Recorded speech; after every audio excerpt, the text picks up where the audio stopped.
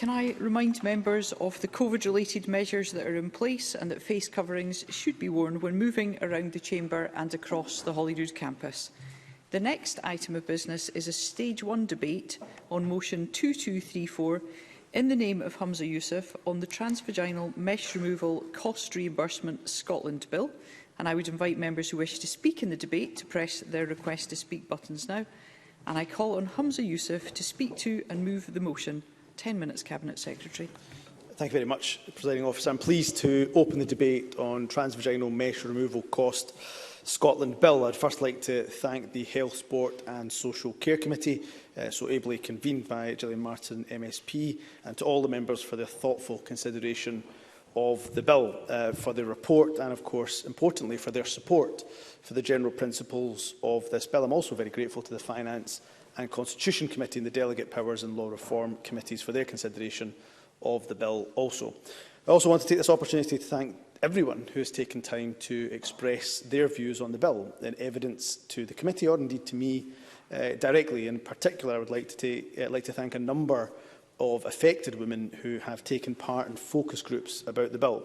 I know every single member will agree with me when I say it is because of the courage of the women affected that we are at this very point. But it should not have taken them to have to retell their own stories. But I am grateful to all those women who have, over the years, shared their experience and helped to shape this bill. It would also be churlish of me not to recognise the excellent cross-party efforts that have highlighted the plight of these women in particular, to highlight the contributions of Jackson Carlaw, Alex Neil and, of course, Neil Findlay, as well, the latter two, of course, who are no longer in this Parliament. Presiding Officer, the bill the Government presents today is a narrow bill with a limited function, which in all likelihood will be directly relevant to only a very few people. However, it would be equally fair to say that the impact on those very few people would be very, very significant indeed. It brings the Parliament's attention back to the traumatic experiences of a substantial number of women in Scotland who have suffered pain and distress after having mesh implanted. Many of us have heard directly from women about the physical symptoms, but also the mental distress they suffered, which was often made worse because they felt that their experiences were simply not taken seriously enough when they sought help. The Government and the NHS are working now to improve the care we offer those women. In particular, there is now in Glasgow a national specialist mesh removal service, which has been offering a full mesh removal since July 2020, and so far it has provided 33 women with mesh removal surgery. At the Glasgow Centre, new surgeons have been recruited, and there are now 4 urogynecologists, allowing women more choice over who they are treated by, and of course the option to be treated by a surgeon not previously involved in their care. The service also benefits from contributions from dedicated nurses, physiotherapists, pharmacy staff and a clinical psychologist. But let me say clearly and unequivocally, I completely understand that there are a number of women who have lost trust in our NHS. I will work hard, I know the service will work hard too, to rebuild that trust. But I also know from having talked to a number of mesh survivors that they feel that that trust is broken beyond repair, and I am sorry for that. Alongside the National Specialist Service, the Government and the NHS are also working to make it possible for women to be referred to surgery in NHS England and also in the independent sector. Therefore, women seen at the National Centre who do not want surgery in NHS Scotland will have the choice to be referred to a specialist centre in England or indeed to independent providers. I announced in July, of course, that 2 providers, Spire Healthcare in Bristol and the Mercy Hospital in Missouri, have been selected to provide these choices. Since the summer, NHS Scotland services have been working to finalise contracts. NSS has, in particular, been seeking to make sure that arrangements for surgery are supported by other services that will meet emergency and wider medical needs. I do appreciate that the wait since July has undoubtedly been frustrating for women who have already had to wait a considerable period of time. But I hope the Parliament will agree that it is essential to have all the right care in place, particularly when women may have to travel some considerable distance. Presiding Officer, I know I've now spent a fair bit of time talking about matters outside of the scope of the bill, but I know these issues are important to the women affected and indeed I think to members right across the chamber. While arrangements for referral to the independent sector is planned, planned, it seemed to the government right to reimburse women who've already had arranged removal privately, paying, of course, from their own pocket. The bill before the Parliament therefore gives ministers power to reimburse the costs borne by women who in the past have entered into private arrangements for transvaginal mesh removal surgery. Section 1 of the bill establishes that power. It gives power to reimburse the costs of the person who underwent the surgery and those of a companion where there was one. Section 1 and 2 together give the power for the government to develop a scheme by which payment be made and for that scheme to be laid before the Parliament and published.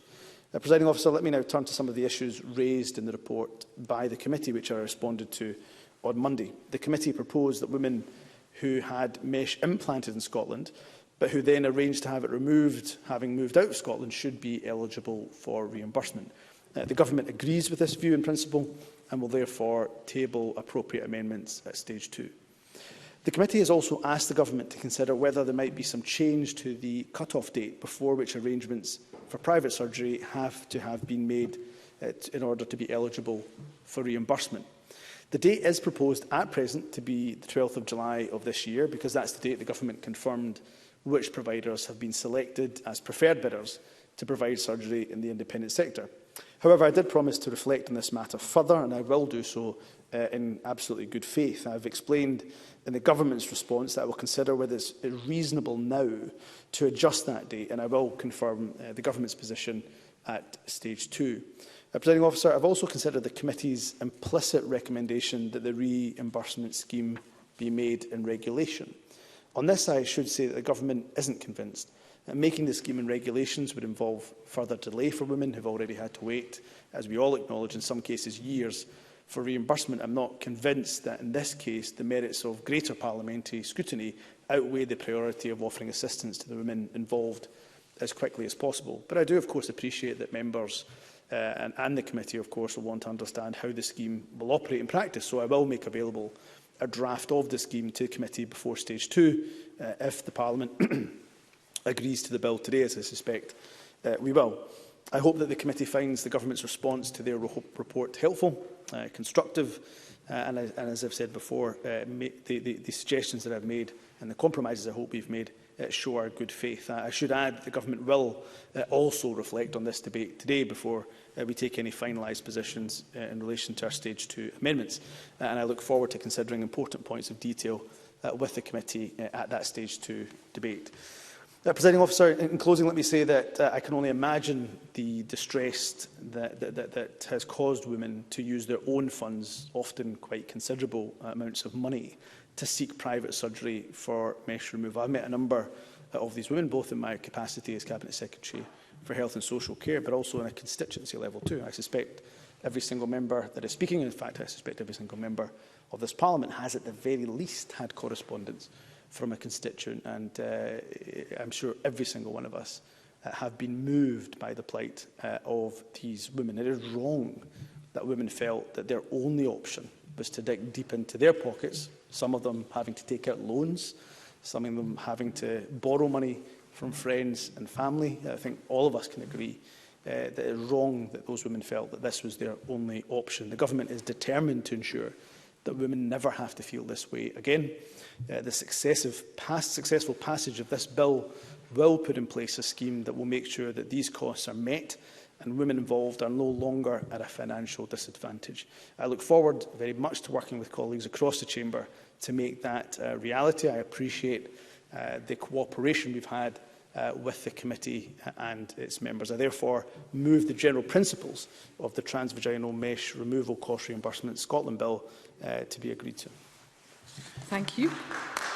I now call on Gillian Martin on behalf of the Health, Social Care and Sport Committee. Thank you very much, Presiding Officer. Over the years, we have all heard countless accounts of the complications of transvaginal mesh and its lifelong effects, even after the mesh has been fully or partially removed.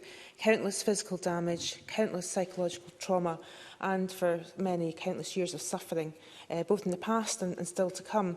As the convener of the Health and Social Care and Sport Committee, I'm pleased to speak today on our report on the Transvaginal Mesh Removal Cost Reimbursement Scotland Bill. And up front, I want to say that this bill couldn't and doesn't undo the physical or psychological trauma that these women have faced and continue to face as a result of mesh complications. The bill has been introduced for a very specific purpose, as the Cabinet Secretary has just outlined, and we as a committee support that purpose, and that's to reimburse individuals who have paid to have transvaginal mesh removed from their body using private healthcare settings. As a result of their experiences, it's very apparent to anyone who has listened to the women affected that they have lost trust in a system that's meant to care for them. These women have not experienced the compassion, choice and control they should be entitled to expect from that system. In the past, they have not felt empowered to discuss their complications or treatment options, or to be actively involved in decisions about their care. And as a result of that, many have gone down the road of seeking private treatment. We've heard that the Scottish Government is taking steps to ensure that in the future women will have that choice and control over their care, including options to have transvaginal mesh removal surgery undertaken by independent providers.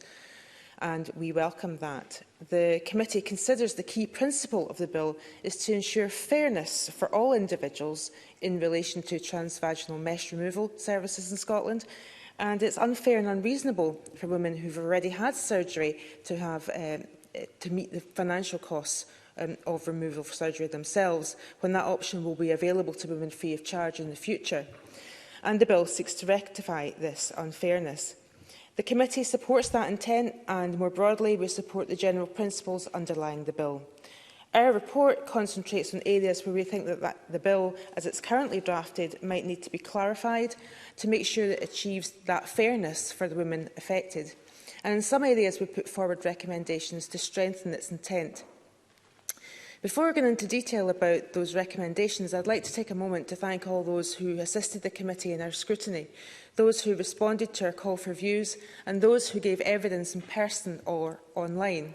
And I would particularly like to thank the women who spoke with us in a private session, facilitated by the Health and Social Care Alliance, and they told us about their experiences of transvaginal mesh complications. And we're very grateful to them, and we are in absolutely no doubt how difficult it must be to have to recount those experiences time and again.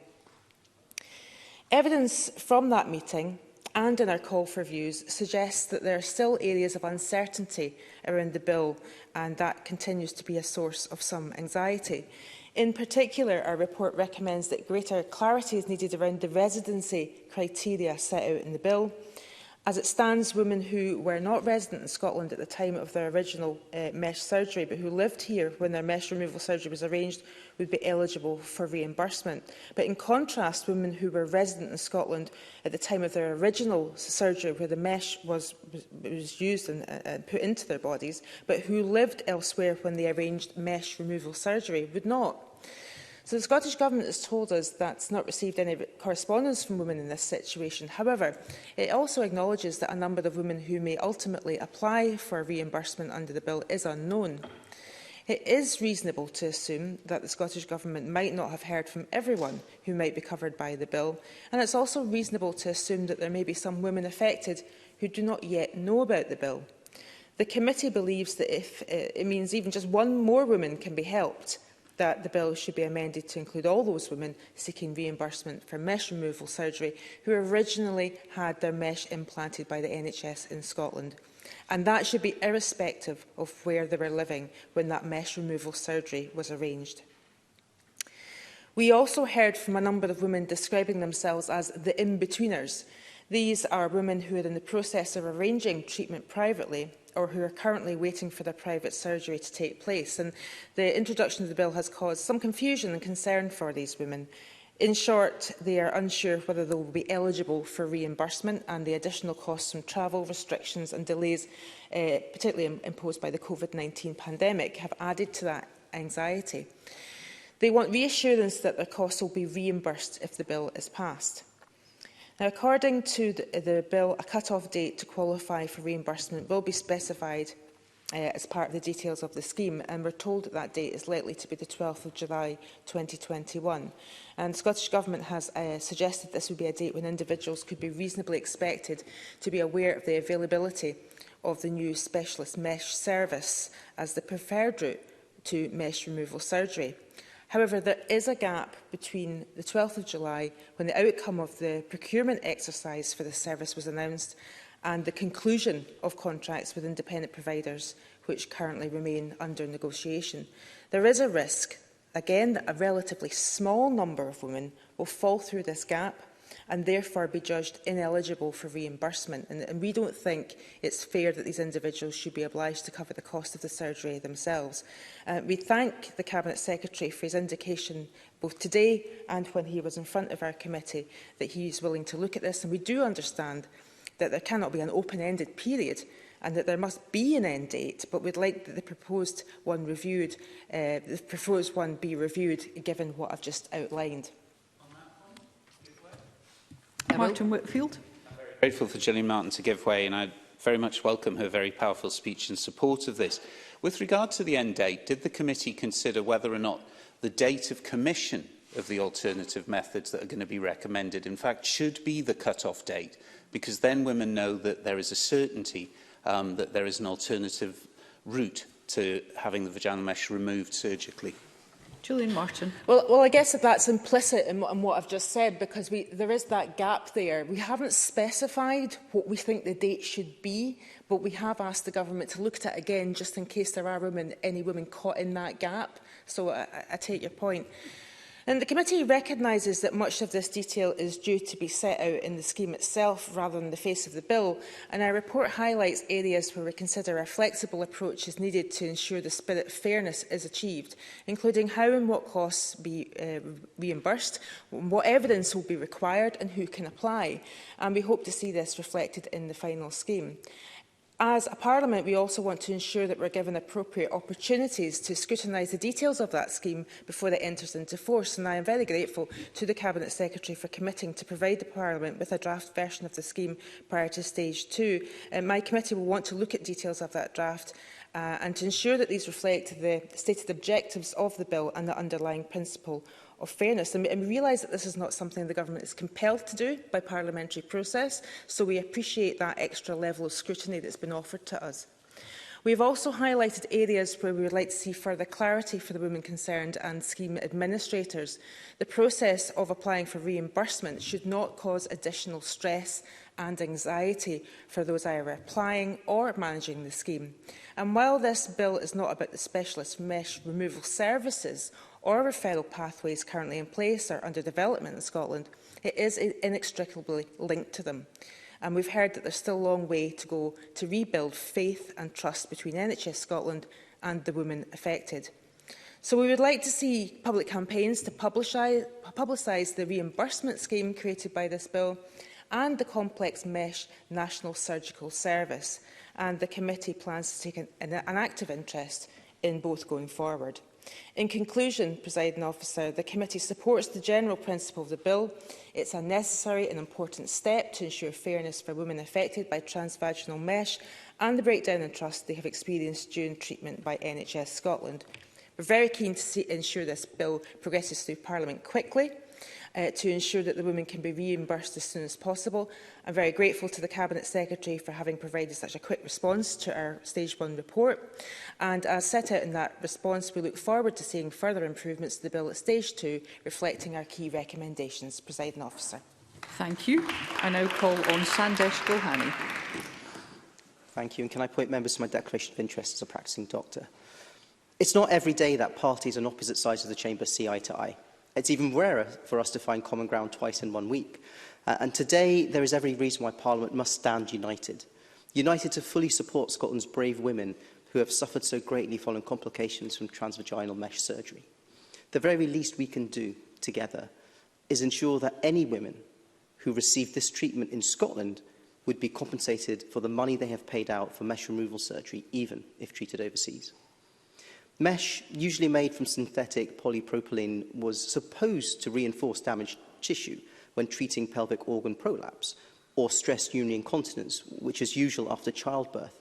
It's a procedure used across Europe and the US and afar since the 90s, but the failure rate associated with this procedure is a gynecological scandal.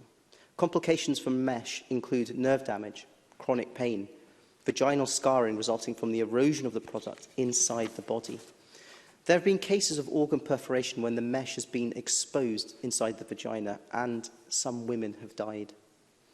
As complaints from patients and families turned into lawsuits, authorities around the world began to act, and by late 2017, Australia and New Zealand were the first to ban transvaginal mesh. Since 2018, no vaginal mesh implants have been carried out in Scotland. Over a 20-year period, in Scotland alone, over 20,000 women underwent mesh surgery, and thousands are believed to have suffered in varying degrees from the effects. Some 600 women resorted to taking legal action. And as the Health Committee has heard in person, and I would like to place on record my thanks to these brave women with harrowing experiences of mesh surgery, and so many face scepticism. They were simply not believed when they were crying out for help.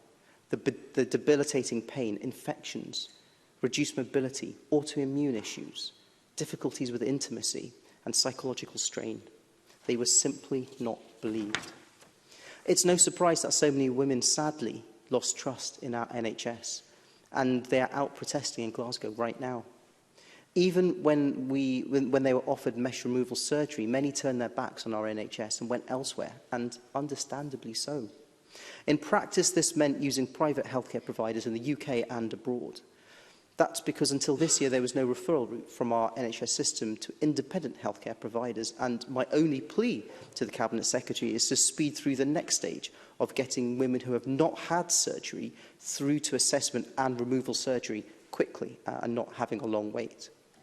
Until only recently, they've had to arrange everything themselves. Some would use up their family's savings, borrow money, or crowdsource for funds.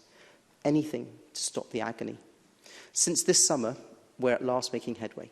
In July, the Scottish Government agreed to meet the costs of the private treatment to remove transvaginal mesh. Costs will cover the procedure and travel expenses, somewhere between £16,000 and £23,000.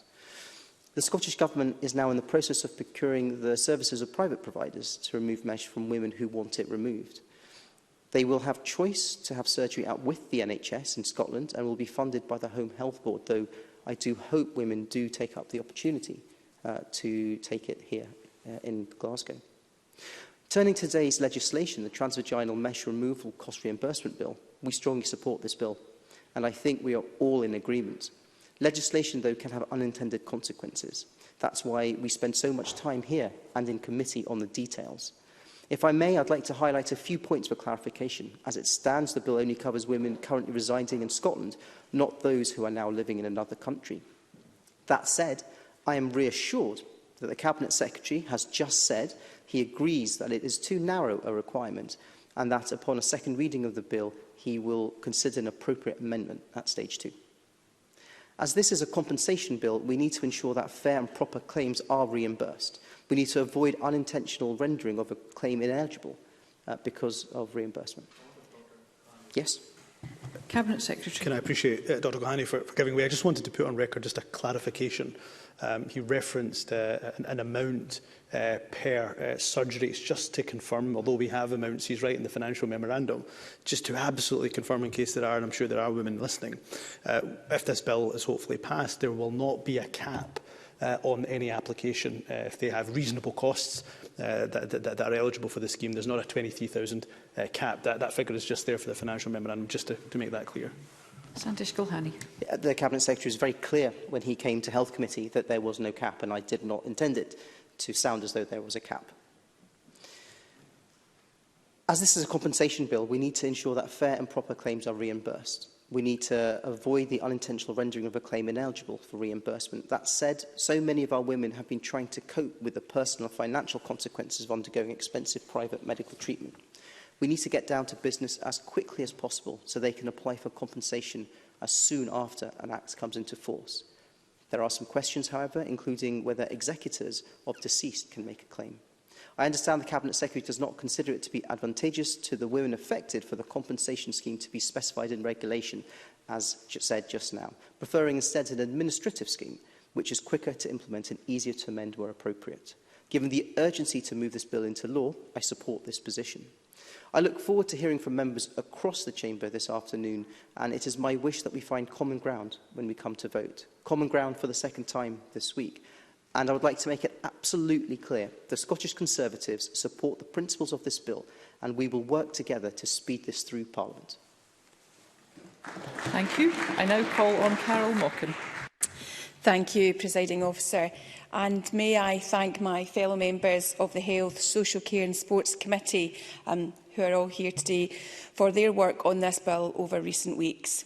I welcome this opportunity to open the debate for Scottish Labour, as our party has been at the forefront of this issue for years, with particular recognition being afforded to the former member for Lothian, Neil Findlay's efforts to get justice for the women affected by mesh. He and other parties across the Chamber recognised early that here was an unspeakable injustice, and we simply could not let it pass. Before I begin my comments on the bill, may I share in the recognition for the women who have campaigned relentlessly to keep this issue on the agenda here in Scotland. Efforts which have increased awareness of this serious problem, not only here but across the UK. It is their campaigning which has meant, unlike so many others who never receive the compensation they deserve, women are close to justice on this issue. It's a brilliant story of courage and tenacity, and one Scotland should be proud of. But only by saying we got it wrong in the first place and rectifying those mistakes can we truly embrace that pride. And certainly only after those who have been out of pocket have the record set straight. Every member of this Parliament should take time to recognise the efforts of those women and reflect on the steps that were taken to get us here, not least so we do not make the same mistakes again. We can never celebrate enough serious democratic engagement by those at the sharp end in our society, and I encourage other groups who feel they have been treated unjustly to come forward. This is your Parliament, and it is our duty to help you. And I just want to thank the women again, as many have, who forced us to listen to them. Thank you for coming forward. Thank you for making us listen. And thank you for sharing your stories. I know that must have been difficult. The Health and Social Care and Sports Committee is recommending that the general principles of the bill are supported, and my party shares that recommendation. As a member of the committee, I have been impressed with the detail and care that has been taken over the bill, and I think we can all agree that the general principles are both moral and just. A quick timetable to get this over the line is necessary, as the women affected by mesh have suffered more than enough, and I will be looking for guarantees, as you have, surrounding that as we proceed. But it is our duty now to make certain the bill delivers on its promises of fairness. Though the financial implications may seem relatively small, for those it has helped, it is worth an unimaginable amount. It equates to recognition of their fight and the fact that they were right all along. During our session on the committee, I was struck by the lengths many women have gone to in order to get their mesh removed, and we've heard some of it. And we know from a good number that included travelling across the world. And we heard in committee stories of women travelling across the world, having to live in hotel rooms before their operation, then again after their surgery, because they're required to stay on for treatment. And I think we can all imagine just how much we would all wish to be home and be with our loved ones while we were recovering. So people did not commit to such steps lightly, and as a result, we cannot approach this issue lightly. This is not to say there are not concerns which need to be addressed in the bill. Greater clarity, and we have had some recognition, is needed in terms of making it plain who will qualify for mesh reimbursement and who will not. Throughout this process, I have been contacted by women who find the proposals difficult to understand or imprecise, and that is something we can adjust to ensure no one misses out, and it has been addressed both by the convener and by the Cabinet Secretary.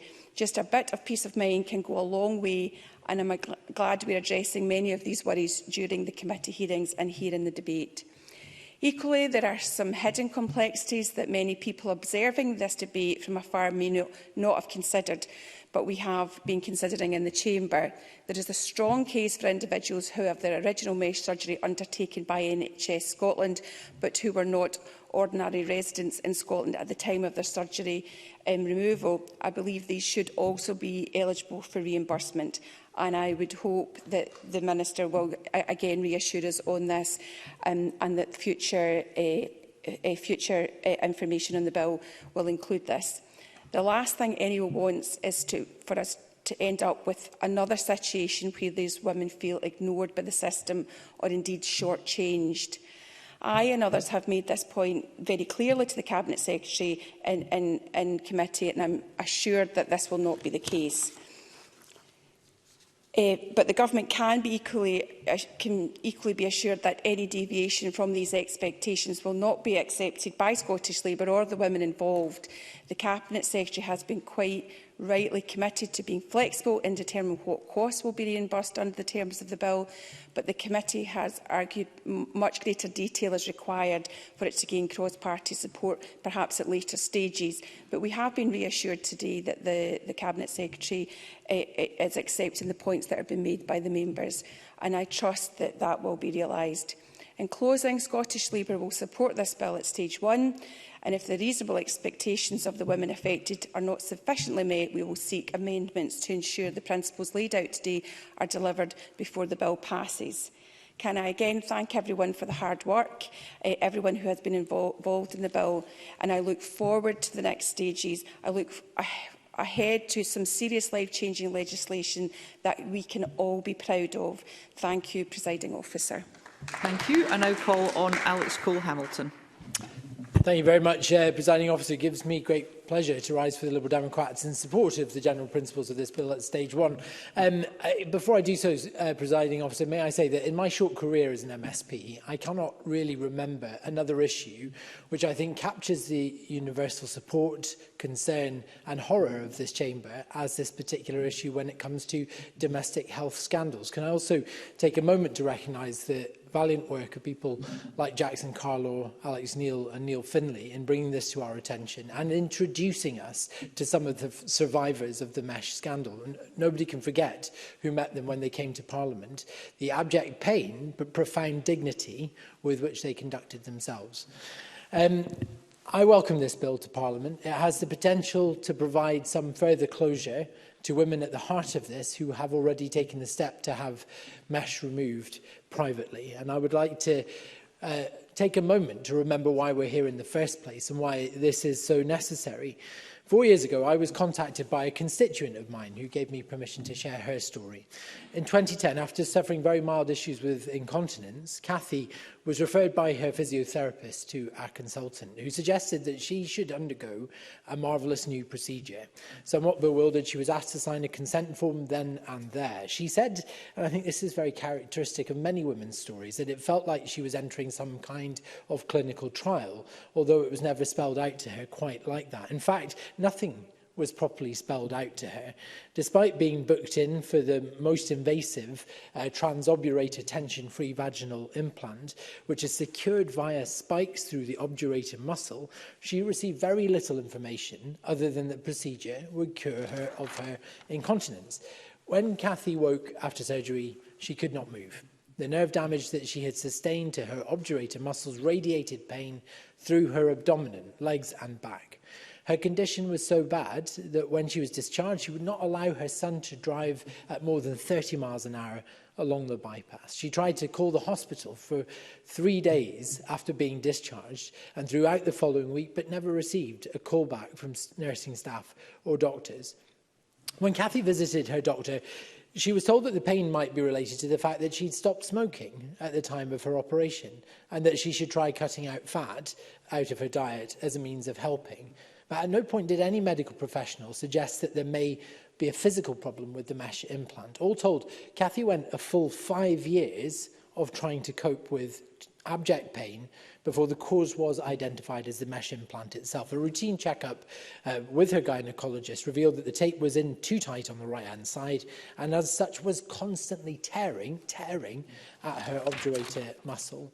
On seeking the advice of her surgeon, she received the devastating news that because her tissue had grown around the implant, it could not be removed without further significant nerve damage. Had someone taken her call at the hospital in the days after her operation, perhaps a reversal or a correction could have been performed then and there. So imagine her horror at receiving that news, and also consider that she, like several others, had been told at the time of surgery that mesh plastic would simply melt away over time. Once the cause of Kathy's pain was identified as the physical obstruction inside her, she was heavily medicated with gabapentin, and that drug had such a soporific effect on her daily life, it forced her to retire from the job that she loved, long before she had planned to. Kathy's implant has had a significant impact on her mobility, her intimacy with her partner, and her mental health.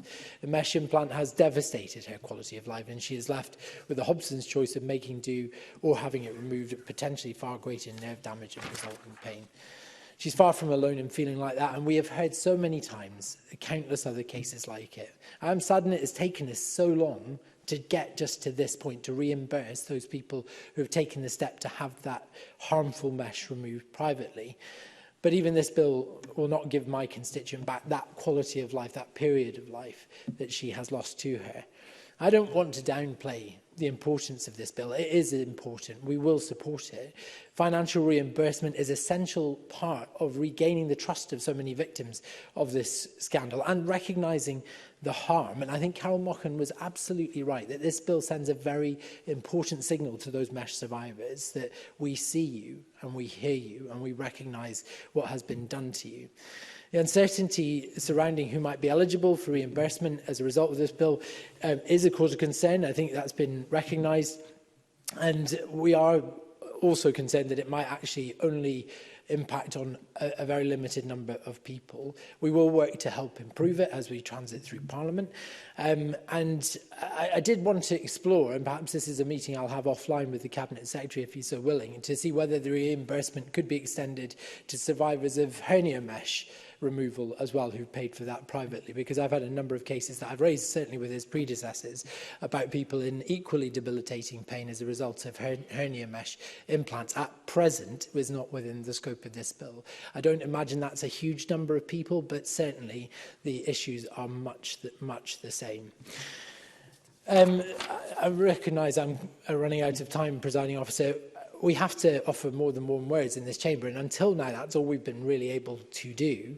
I think it's fair to say that we have been talking about this for years. Dr. Varonicas has been on the table for years. We've known about him for years, but it is only recently that these procedures have started to take place. I think it's a shame that we've only managed to do 33. I recognise the limitations that we face, however. I hope that we'll be able to increase the rate at which we help people far faster. I'll finish by saying this, Presiding Officer, if I may. To the survivors of the scandal, I say this. What you have been through is an outrage. No one should have to suffer so much physical or emotional pain because of a procedure that they were reassured would increase quality of life. You deserve so much more, and I am so sorry that you've been successfully let down by the governments who were supposed to protect you. This is one of the worst medical scandals in the history of this country. We must offer more, and we must do so urgently. Thank you.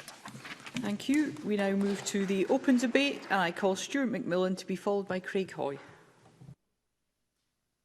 Thank you very much, Presiding Officer. At the outset, I do welcome this bill and I pay tribute to everyone who has campaigned on this issue, but most importantly, the women who have campaigned for justice. I want to thank the Scottish Government for listening and also for acting. I also want to congratulate the members of the Health, Social Care and Sport Committee for their excellent Stage 1 report. They've captured the bill well and the recommendations are very much welcome. I've dealt with 3 constituents who have had mesh complications. Every one of these ladies had their lives adversely affected in many ways. I've had a great deal of correspondence with the Scottish Government on behalf of one lady in particular. She's called Michelle, and I have permission to highlight her today. This bill offers a great deal of hope for Michelle and many other women. The physical pain and mental challenges that these women are living with daily cannot be imagined. Added to that is the loss of trust in our NHS services, as referenced throughout the report. And it's no wonder that many women look beyond our NHS, try and reclaim some of their old lives back. Not one of my constituents with mesh problems believe that they will get their old lives back fully, but a life of less pain and progress towards reclaiming their lives will be a positive outcome for some. This is where the first sentence in the recommendation at paragraph 92 is so important, and I quote, "The committee supports the principles of fairness, equity and parity which, in its view, underpin the bill." If the bill's aims are that, and they clearly are, then the discussion about how women have or will fund mesh removal treatments is redundant in my opinion. Not every person has tens of thousands of pounds in their savings bank, therefore have to raise finance somehow. For some, it will be borrowing from friends or family. For others, it will be bank loan or maxing out a credit card. For others, it will be selling items or organising fundraising nights, bring in extra resources. Another example will be to use a crowdfunding platform. I know that Michelle had many of these examples, but she was struggling to deal with the pain and wanted to reclaim some of her life. At some point in time, just about every MSP as a candidate to get elected to this Parliament will have undertaken a crowdfunder. Why can we do that, but there appears to be a concern that women in pain cannot? It makes absolutely no sense to me. I therefore welcome the recommendation in paragraph 69, but also note the comments attributed to the Cabinet Secretary in paragraph 68. It's clear that there are many unknowns regarding the bill, i.e. how many women will be eligible for the scheme, how many women will pursue the mesh removal treatment, and the actual cost for each woman and the travelling companion. This is where it's extremely challenging for the Cabinet Secretary and the Scottish Government to produce a financial memorandum with absolute financial clarity. This is where the Stage 1 report asking for a reassessment of estimates is perfectly reasonable. The paragraph 87 in the report makes the recommendation about, and I quote, "an appropriate level of scrutiny to take place with regards to future subordinate legislation about the proposed scheme." As the convener of the Delegated Powers and Law Reform Committee, I can see how using the affirmative procedure would be beneficial in this instance, but also accept, as the committee itself did in paragraph 10, and I quote, "the committee has been keen to ensure an appropriate balance between enabling effective scrutiny of the bill while not unduly delaying reimbursement to those affected." This is where I do note the comments from the Cabinet Secretary today, and also in his reply to the committee, that the regulations, if there were regulations, could actually be more time consuming, and thus therefore the administrative scheme could actually be a lot quicker. The final point I want to address is the self-titled in-betweeners as suggested in paragraph 33 in the report. Presiding Officer, I note that and welcome that paragraph 35 in the report highlighting, and I quote, "the Cabinet Secretary's intention that anyone who made their own arrangements for treatment outside of the NHS on or before the announcement on the 12th of July 2021 will be able to apply for reimbursement regardless of whether or not that treatment has already been carried out." However, the committee recommendations in paragraphs 39, 40 and 41 are really important, particularly the call in paragraph 40 asking the Scottish Government to, and I quote, "demonstrate appropriate flexibility in the definition of making an arrangement for mesh removal surgery." The clarity surrounding the making an arrangement will, I hope, provide absolute clarity to Michelle and other women. I know that dialogue and communication took place prior to the 12th of July between Michelle and the professor that she had an operation with. But the agreement was signed, the agreement and also the operation actually were signed after the 12th of July. I welcome the statement from the Cabinet Secretary to provide that greater clarity regarding the post-12th of July situation, also when the procurement exercise, which was announced also on the 12th, and also the dates when the contracts are established in addition to the pathways open to referrals. During also my considerations in this bill are solely for Michelle and other constituents I've spoken to. Nothing will be able to change the experiences they have suffered and had to endure, but with the greater clarity and the passing of this bill, I would hope they can actually have a future that is more positive. We, as a Parliament, owe them that. Thank you. Thank you. I call Craig Hoy to be followed by David Torrance. Thank you, Presiding Officer. As a new member, I'm pleased to be able to speak in this debate about what is a short but landmark piece of legislation. This is legislation which has taken too long to come, but it is nonetheless legislation that I hope that might still stand out as an example of what this Parliament can achieve when we work with and on behalf of our constituents.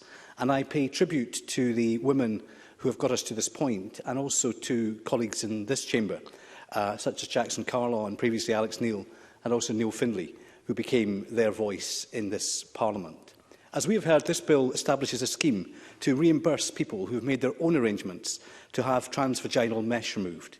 From the outset, let us recognise that these were women who faced scepticism when complaining about adverse effects, women who felt they were not believed, women who experienced distress and who often experienced very long periods of time before remedial surgical intervention could take place.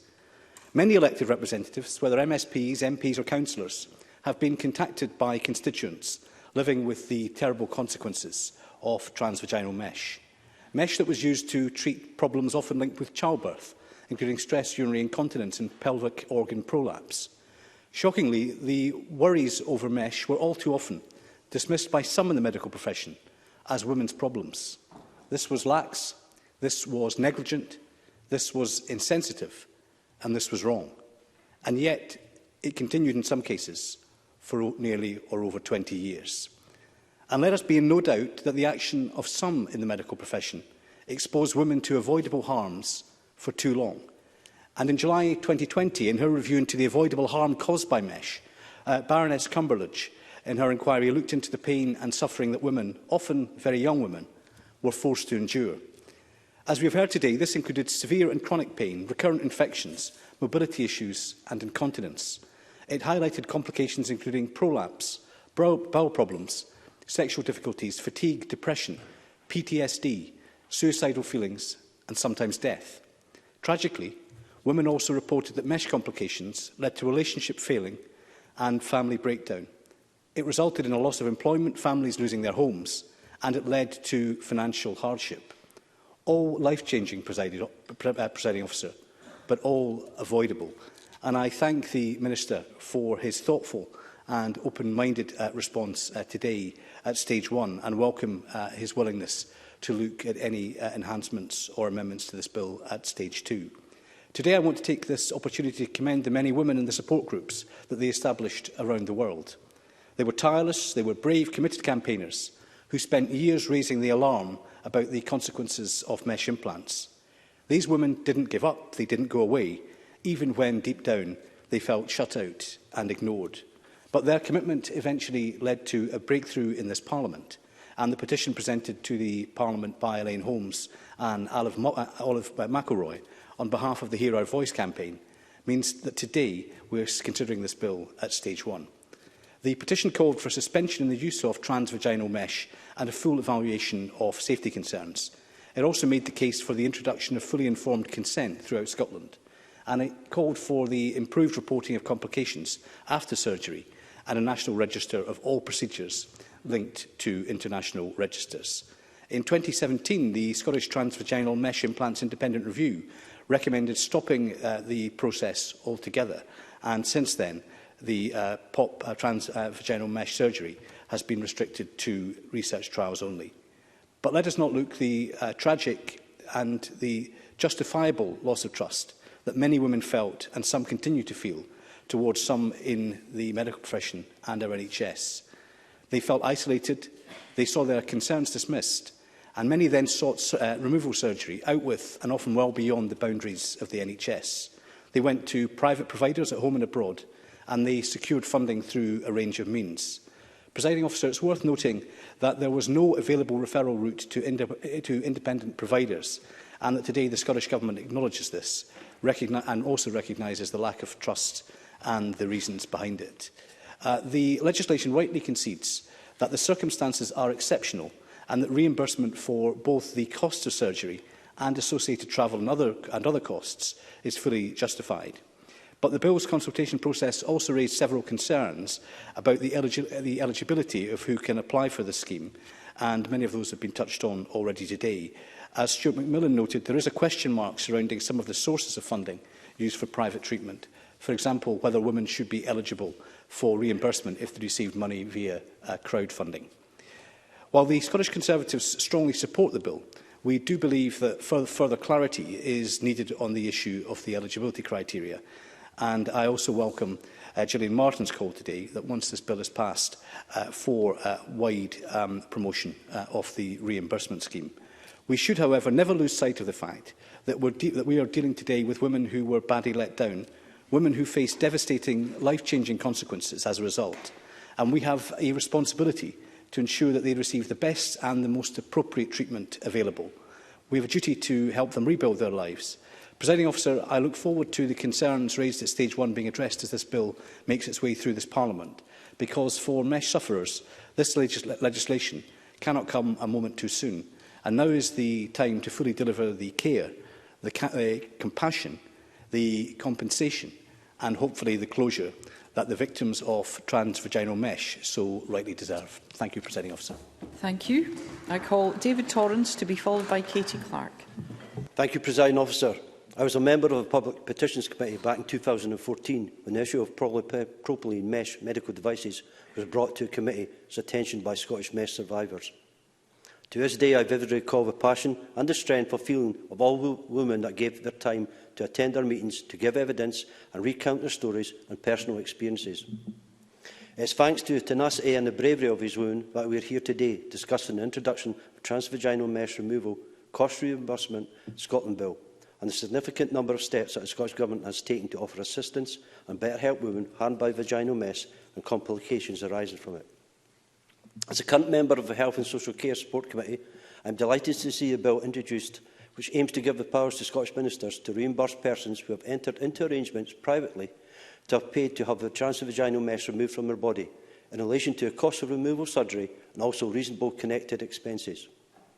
Before it was halted in 2018 by NHS Scotland, the use of polypropylene mesh medical implants to treat pelvic organic prolapse and stress urinary incontinence left many women with life-changing complications and facing multiple operations to remove it from inside their bodies.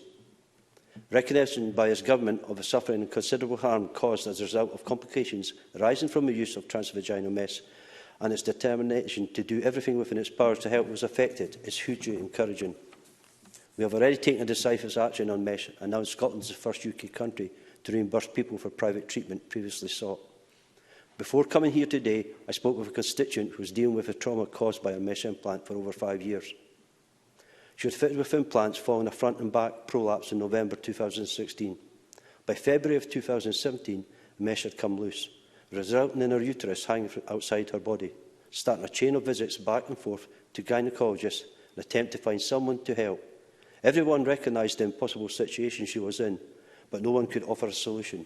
In her words, her life effectively ended in 2017. Living with extensive daily bleeding, double incontinence, a constant exhaustion and a sizable uterine tissue bulging outside her body meant she had to give up work and lost contact with family and friends. She went from being an outgoing, sociable woman to someone who physically couldn't leave the house.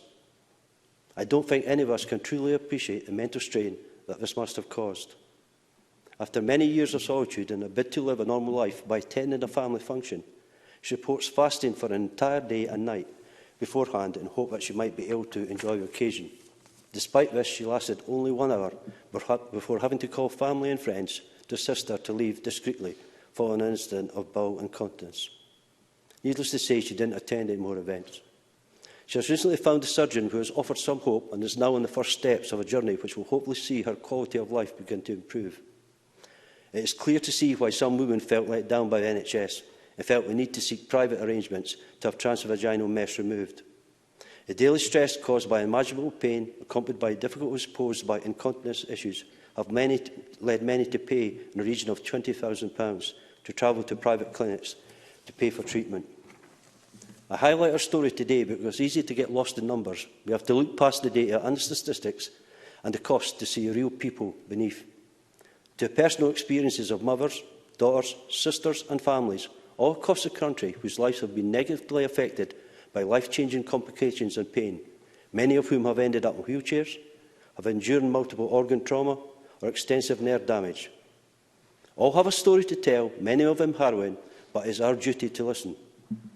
Earlier this year, we saw a case record review begin, which is looking into concerns raised by patients about their medical records. As we move forward, the continuing work of a review for women who have raised their concerns about whether their case records accurately reflect the treatment they have received, specifically in relation to full and partial removal of mesh, will be a vital tool, ensuring that affected women's voices are heard by giving women an opportunity to set out their concerns, have their records reviewed by clinicians to allow for discussion, explanation and mutual understanding. I truly hope that these women get the answers they need about their situation. In conclusion, Presiding Officer, I am delighted to see the introduction of this bill and fully support the recommendations in the report, which I hope the Government takes on board. In particular, the recommendations that any scheme must include a flexible approach to reimbursement that takes account of individual circumstances. These women already have been through so much, and I believe the time is long overdue for all women who need their mesh removed to have it done, and to compensate affected women for the cost of private mesh removal surgery. I pay tribute to hundreds of women who came together and have campaigned tirelessly to highlight the suffering caused by effects of polypropylene mesh implant surgery. And I look forward to the progress of this bill and to working alongside all colleagues to ensure that no other woman will have to endure the dreadful experience that mesh survivors have had to endure. Thank you. I call Katie Clark to be followed by Evelyn Tweed. Thank you, Presiding Officer, and it's a pleasure to speak in this debate and welcome this bill. And I congratulate all those who have campaigned for this legislation over such a long time. And I also welcome all the contributions that have been made so powerfully here today. Like others, I have met with mesh survivors, and I have found even hearing about some of the experiences of the women directly affected harrowing. The details of the massive life-changing implications which they've often said have ruined their lives, and the considerable pain which women have endured as a result of the use of mesh are difficult to forget. And therefore this bill is clearly very welcome. I hope it will help the women who were involved, who were affected, and in particular, I hope it will be welcomed by the Scottish Mesh Survivors campaign. And I hope that all the women who are affected by vaginal mesh removal will receive the treatment and the appropriate expenses in the way that I believe MSPs wish them to do. But there are, of course, many other mesh survivors who are not covered by this legislation, and we also mustn't forget them today. Another petition has been lodged in this Parliament, which refers to some of the other women and also men who have been affected by the use of other mesh procedures such as hernia mesh, rectal mesh and mesh used in hysterectomies. I suspect others also have been contacted by constituents who have been adversely affected by these types of procedures and are asking for action similar to that proposed in this bill today. I hope that the Government will listen to what they're saying and to the review that they're asking for all these forms of procedures also. And I hope that the Government will adopt a similar approach to those individuals as they have to the women affected by vaginal mesh that we're discussing today. This issue, of course, was first raised in this Parliament in 2013 and has been regularly raised since that time. And I think the fact that it's taken so long to get this to the point where we have a bill in front of us today is important.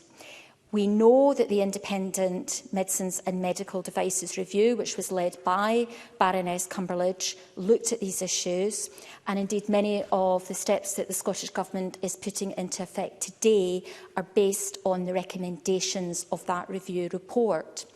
One of the issues that report looked at was the way that women are treated when they raise health concerns.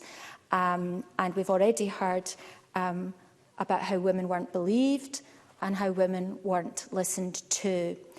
That obviously is not just an issue in relation to this form of mesh procedure, but is something that many of us have been aware of and indeed have experienced over many, many years. And I think there are many lessons that we all have to learn, and government has to learn from the way that vaginal mesh has been treated that are relevant to many of the other situations that women are in the health service. Another recommendation from the review report was that manufacturers should be involved in contributing to the cost of redress, but it doesn't look like the Scottish Government is getting any money from manufacturers. There are a number of manufacturers. Ethicon is one of those manufacturers and is a subsidiary of Johnson & Johnson. And if I use that company as an example, we know that they are losing court cases.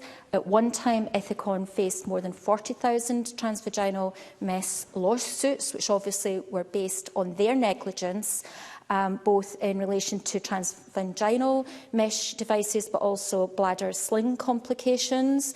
And a number of those lawsuits have been successful, and according to their 2020 annual report, there were still 14,900 pelvic mesh lawsuits outstanding. They have agreed to pay £117 million in 41 states in the United States of America, and the District of Columbia agreed to settle claims in relation to deceptive marketing of pelvic mesh products in October 2019. This bill is, of course, in its initial stages. I hope very much during the course of this bill we will look at all of the issues that are being raised today, but we will also look at the responsibility that the manufacturers have in this process and how we make sure that women that were affected by these procedures get justice from government, but also get justice from some of the others that have been negligent and have failed to respect and provide adequate services for women who are facing difficult situations. I hope that during the course of this bill that we'll be able to explore these issues and strengthen the legislation. Thank you. I call Evelyn Tweed to be followed by Gillian Mackay. Officer. As a member of the Health, Social Care and Sport Committee, I am pleased to take part in this debate. I welcome the cross-party support that I've heard today for the general principles of this bill. I thank the women who have come forward to share their experiences. This could not have been easy. Without their assistance, we would not have been able to uncover the serious damage transvaginal mesh surgery has caused, and not just physically, but emotionally, mentally and financially. As other members in this chamber have expressed, the damage and pain endured by women as a result of mesh implants cannot be understated. Lives have been turned upside down, mental health destroyed, finances stretched to the brink, all whilst putting up with daily and excruciating pain. For the women at the centre of this crisis, following medical advice seemed the obvious thing to do. We would all have done the same. We accept the advice of our medical professionals who are acting on the best information available to them.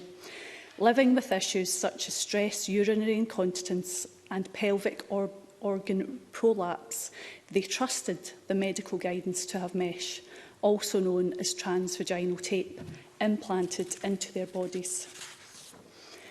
We know this mesh can cause severe pain in the lower abdomen, sometimes leaving women unable to walk. We must accept that occasionally our health service professionals will get things wrong. That is inevitable, and so it was absolutely right to permanently halt the use of TVT and apologise to the women affected. And when something goes wrong, the most important thing is to put it right, with due diligence and care, and as fast as reasonably possible. Over the last few months, I have heard heartbreaking testimonies detailing not just the physical pain, but significant mental and emotional trauma as well. For some, this pain has been so severe that they have been forced to fund private healthcare through remortgages, bank loans, credit cards, or borrowing from family and friends, or crowdfunding. For these women, many who are still in substantial debt, time is of the essence. There can be no further delay. I, like others in this Parliament, have listened to these women, but more importantly, the Cabinet Secretary and the Scottish Government have listened. I am sure that every member in the Parliament will support this bill and its fast-tracking, so that these women don't have to wait any longer, as they have waited long enough.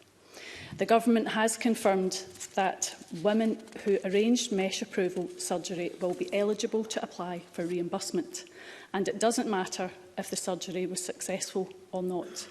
I completely understand for the women who have been through such traumatic experiences that compensation for corrective surgery might not be enough. We must do more to put right these wrongs and build back the trust. To ensure patients receive treatment, that they have confidence in a procurement process is underway to allow appropriately qualified surgeons outside the NHS to perform removal for patients in Scotland. That said, this is clearly an exceptional situation. Our brilliant and dedicated staff in the NHS have learnt from these past mistakes. The complex pelvic mesh removal service is now established in NHS Scotland to allow everyone affected to get the treatment and the care that they need. I am also pleased to see that the Health and Social Care Alliance will undertake a patient focus group to understand patients' views on how the scheme of reimbursement might work in practice. The feedback from this will play an important role in shaping the scheme. I welcome the Scottish Government's response to the committee's Stage 1 report, which accepts the bulk of the recommendations put forward, as the Cabinet Secretary has outlined today, and also note the urgency in which the Government wants to act. I note the Government's intention under the bill to take a proportionate and flexible approach to the provision of evidence of costs incurred, and this will provide much reassurance to the women involved. I also note some points will be considered in the draft scheme and look forward to seeing this. Sadly, transvaginal mesh was used regularly in Scotland before 2014. It was also used in the rest of the UK and across the world. Scotland is the first UK country to reimburse people for private treatment, and I am pleased that the Scottish Government is once again leading the way and taking decisive action to make people's lives better. Thank you to my colleagues in committee and across the chamber for welcoming this bill to Parliament. Thank you. Thank you. And I call Gillian Mackay to be followed by Cook Stewart. 6 minutes, Ms Mackay. Thank you, Presiding Officer. As a member of the Health, Social Care and Sport Committee, I am very pleased to be speaking in this debate and in support of the bill at Stage 1. I wanted to start by thanking the women who came to give evidence at committee and all those who have campaigned tirelessly for justice. I cannot imagine the impact that this has had on your lives and those of your families, and I am in awe of your continued determination. I also want to thank those MSPs and former MSPs who supported the women last session, including those affectionately known by mesh survivors as the Meshketeers, Alex Neil, Neil Finlay and Jackson Carlaw. I'm keen, as I'm sure many of my colleagues across the chamber are, that we get a reimbursement system that is flexible enough to ensure that no one is unfairly penalised. Many of the women who paid for their own mesh removal did not anticipate being reimbursed. For many, this will mean that they no longer have food receipts or proof of taxi journeys, for example. The committee also raised concerns about the potential restrictiveness of both the proposed cut-off date of the scheme and the residency requirements, and I'm pleased to hear the commitment of the Cabinet Secretary on the residency element. We heard at committee that for some of those going to America for surgery, COVID has delayed these trips, and I hope that we have a contingency in place to ensure that no one falls through the gap between the cut-off date for the reimbursement scheme and the start date of the new private surgery contracts. A point I thought was well made at committee by Jackie Bailey. For some of the so-called in-betweeners, for medical reasons, they may not be able to wait for the new contracts to be in place if mesh was compromising organs or causing unbearable pain. If this legislation is to achieve its intended purpose, we must avoid women falling through the cracks. As the committee report notes, the bill documentation does not address the question of whether cases where private removal surgery has not been fully or partially successful will be reimbursed. I believe that no survivors should be penalised for not having had a successful surgery. For some women, full mesh removal will not have been possible. Emma Harper made the excellent point at committee that it will be difficult to measure success. Is it 40% mesh removal, 60% or 90%? Some may have had private exploratory surgery to be told that their mesh could not be removed, and I believe they should still have their costs reimbursed.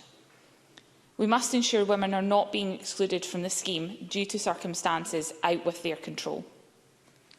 We also need to take account of the fact that some women will not have been able to afford the cost of private removal surgery and will have not expected to be reimbursed, so did not pursue private treatment. As the committee report notes, those women may have experienced the same breakdown in trust between them and the NHS and may understandably be upset that they've been further disadvantaged than by their inability to pay up front. We must ensure that trust is rebuilt between them and the health services. Some women will have borrowed money from family and friends to pay for their surgery. I strongly feel that they should not be excluded from any reimbursement scheme. Some women had to leave employment due to the debilitating effects of mesh implantation, and some of their partners will have become full-time carers. They may not have been able to secure a loan and so should not be penalised for having to turn to family and friends for help. I appreciate that there may be difficulty in securing evidence for informal donations as opposed to a bank loan, and I'd welcome any comments from the Minister on how those issues could be worked through. In committee, I raised the importance of supporting mesh survivors' mental health and asked whether consideration has been given to reimbursing private medical costs related to mental health treatment. Some mesh survivors may have lost confidence in the Scottish NHS as a whole, and they may want to seek private treatment for what has been, for many of them, a traumatising event. If this bill is about righting a wrong, then I do think we need to consider other forms of treatment and support the women affected have had to seek as a result of their mesh surgery. I also have concerns about the residency requirement. I believe that women who received their original mesh surgery when they were resident in Scotland should qualify for reimbursement under the scheme. Some women may have moved away from Scotland after their original surgery due to a breakdown in trust between them and NHS Scotland, and I do not believe they should be penalised for this. As the committee report notes, greater clarity is needed around this if the bill is to adhere to the principles of fairness and equity. I'd like to close by saying that I look forward to working with members across the chamber as this bill progresses. We've all heard the devastating impact the mesh implantation has had on many of the women affected. It's vital that the bill establishes a comprehensive, fair scheme which does not result in mesh survivors falling through the cracks, and we owe them that at least. Thank you, Ms Mackay. And I call Kokab Stewart to be followed by Pam Gosal. Again, 6 minutes, Ms Stewart. Apologies. Thank you, Presiding Officer. I'd like to start by thanking the Cabinet Secretary and the members of the Health, Care and Sport Committee for their work in bringing this bill to the Chamber.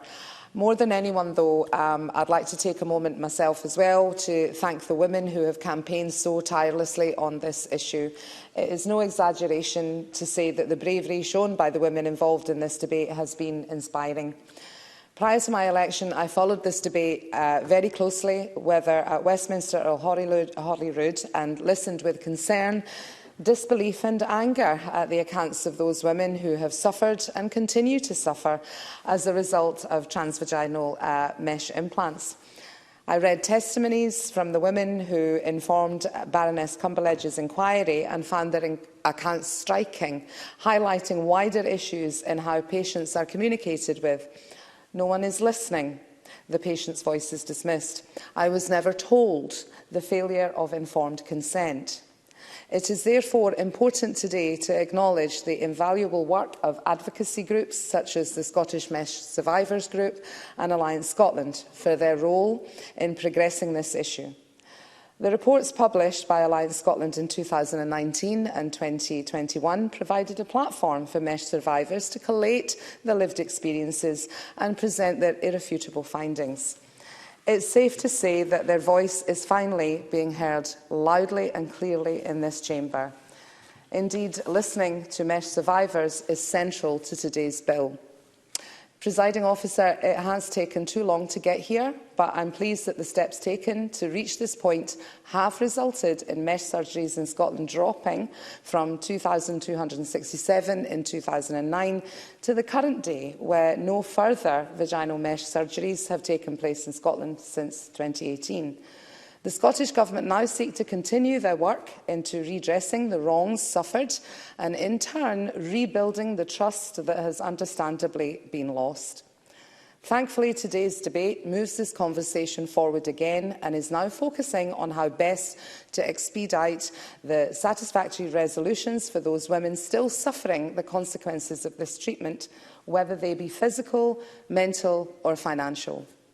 Costs in each case are substantial, estimated between £16,000 to £23,000, significant sum by anybody's standards, let alone for many of the women who could not afford this but in desperation absorbed that heavy financial burden in the hope of alleviating the daily agony that they endured.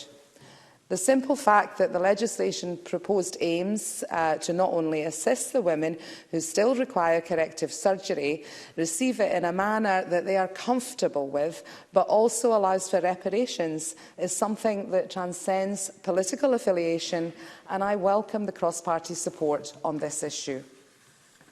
I therefore welcome this bill at stage one and the Scottish Government's continued commitment to ensuring that every woman in need of corrective surgery due to transvaginal mesh receives it.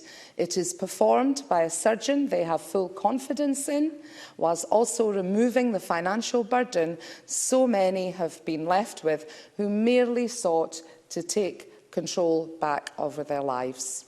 Thank you.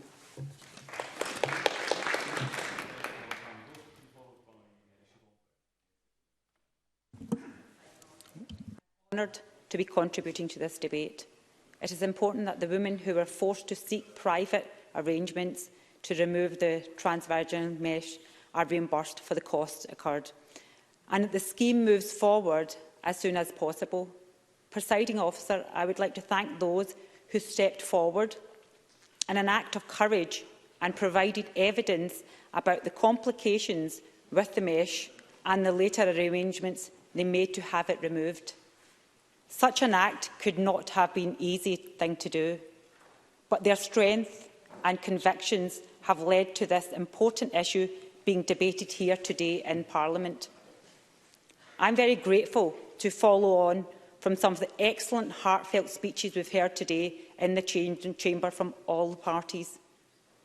The bill before us today does far more than just reimburse women who have suffered from this procedure. It corrects a wrong, particularly for those women whose painful side effects and complications were not taken seriously. Concerns about the severe and painful complications arising from the use of the mesh have been reported since the mid-2000s. Just today, a survivor told the STV News, "It feels like you're getting sliced, and I would sooner go through childbirth again with no gas and air and no drugs. The pain is chronic. It's there all the time, and you can't switch it off. It exhausts me. Some days I don't get out of bed. I've got to use walking sticks, and I have a chair. And when I get up, I'm off balance." While these words may make many of us uncomfortable, the simple matter is these women went through years of pain with no support.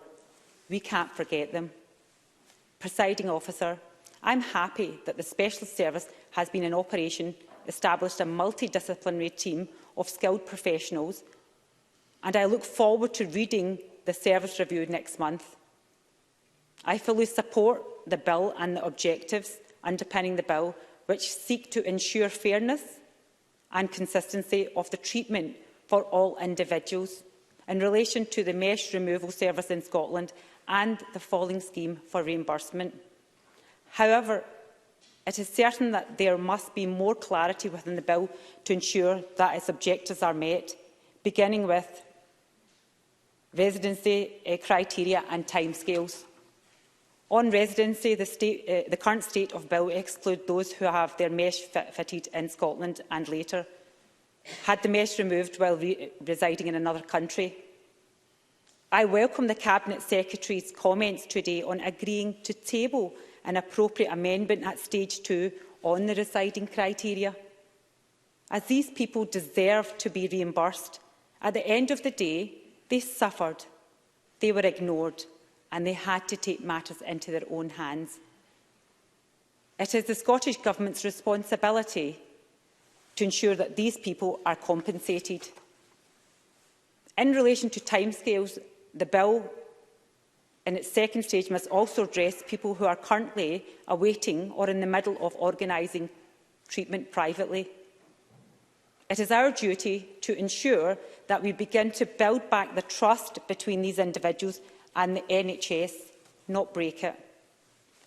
Presiding Officer, across the Chamber today, there is broad support for this bill, and as there should be, but that doesn't mean we can't discuss any concerns about the detail of the scheme.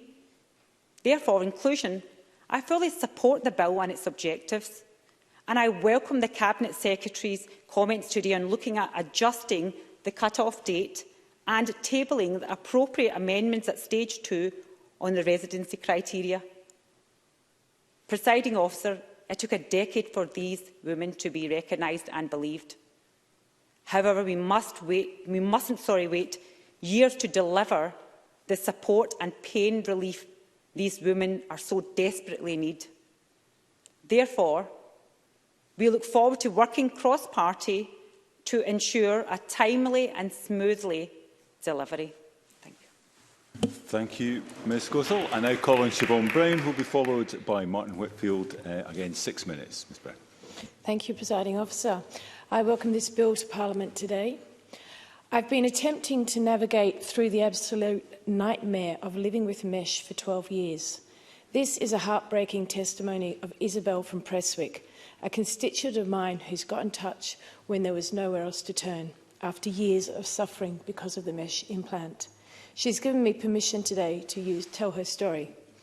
12 years ago, Isabel received the implant in the hope it would improve her quality of life after the birth of her second child.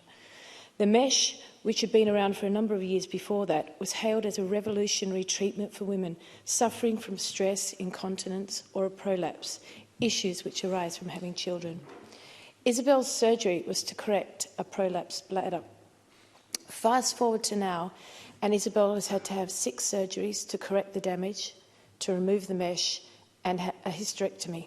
But every day she continues to live with chronic pain in her legs, her buttocks, bladder complications, erosion of tissue, and sadly, the original problem, the bladder prolapse. The pain was so great she had to call time on her 30-year career in education.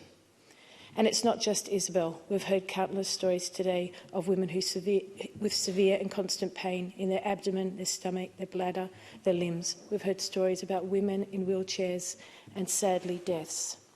The women going through this living hell have had to fight every step of the way to get help. Through evidence sessions and inquiries, sharing the most intimate details of their medical history, and to be still in pain with nowhere to turn. Only 5 centimetres of mesh was ever removed from Isabel, with the mesh centre in Glasgow discharging her, saying that there was nothing more that they could do. Earlier this year, women were promised surgery in England and the US to correct the wrongs of the mesh implant caused. But we must do more. We must act quicker, as women say they feel like they've been forgotten about.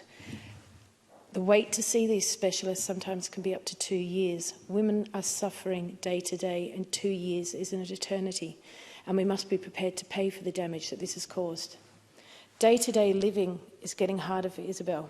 She's left no stone unturned in her pursuit of a better quality of life. Finally, Isabel has turned to me.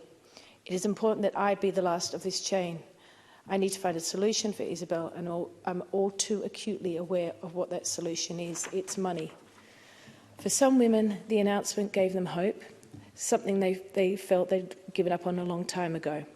But we need more than hope. We need more than promises. We need action. The mesh removal bill seeks to reimburse women who have paid for the procedure themselves, including costs of travel, whether it be to Bristol or the US. The cost of the procedure could be between £16,000 to £23,000, which we've heard previously. And for many people like Isabel, that money just isn't there to pay for these costs up front. We must remove all barriers to this surgery that seeks to give some quality of life back. Isabel told me, because of the ongoing complications and chronic pain, the youngest daughter has never really met the real me. She describes that as the worst of all the side effects.